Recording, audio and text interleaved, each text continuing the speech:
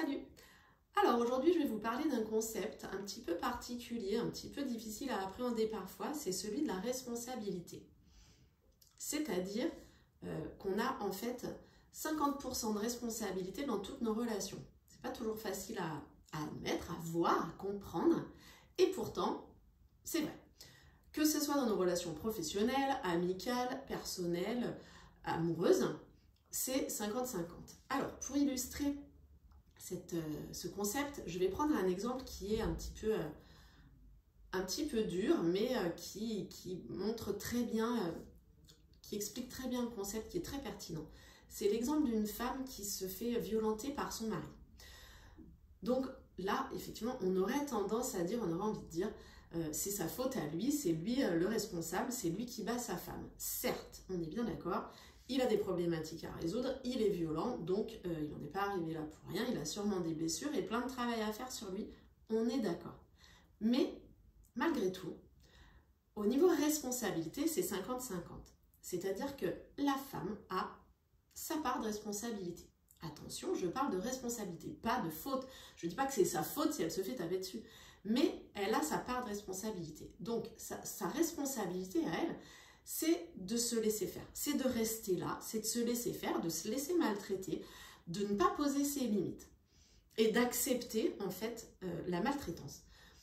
Bien sûr, encore une fois, c'est pas sa faute, c'est-à-dire que si elle en est arrivée là, c'est pas par hasard, c'est pas pour rien. Donc l'idée, c'est d'aller comprendre bien sûr pourquoi elle en est arrivée là.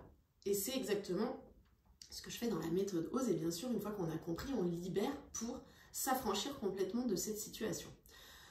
Il faut comprendre que cette dame, si elle quitte cet homme, il est très probable qu'elle retourne dans le même type de situation, qu'elle retourne avec un homme qui va être violent physiquement ou verbalement, ou en tout cas qui ne sera pas bienveillant. Parce que, justement, à cause de cette fameuse part de responsabilité, à cause de ses propres blessures et de ses problématiques.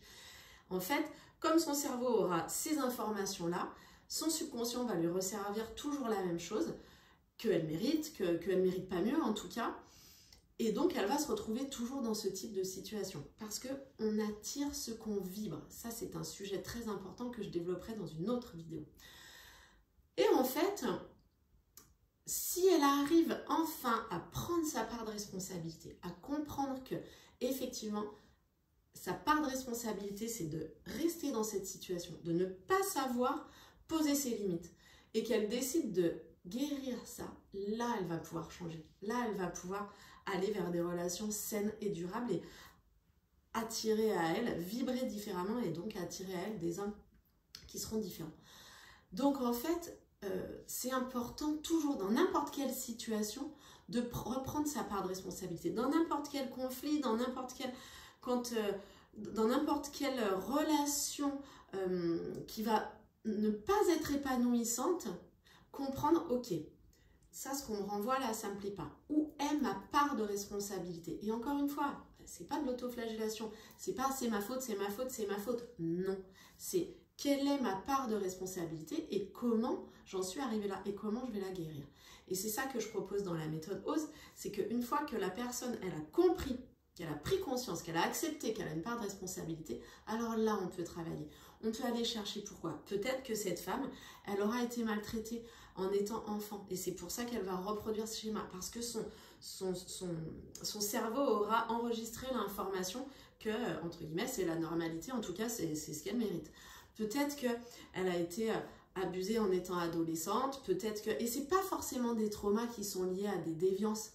Ça peut être beaucoup plus subtil, ça peut être dans son enfance, des choses qui sont plus subtiles, et ça c'est un sujet que je développe dans une autre vidéo également, des choses qui sont plus subtiles, mais qui malgré tout ont mis dans son cerveau l'information, je ne mérite pas l'amour, je ne suis pas digne d'être aimée avec bienveillance, voilà. Et en fait, tant qu'elle aura ces informations-là qui seront ancrées, engrammées dans son cerveau, elle va répéter les mêmes schémas.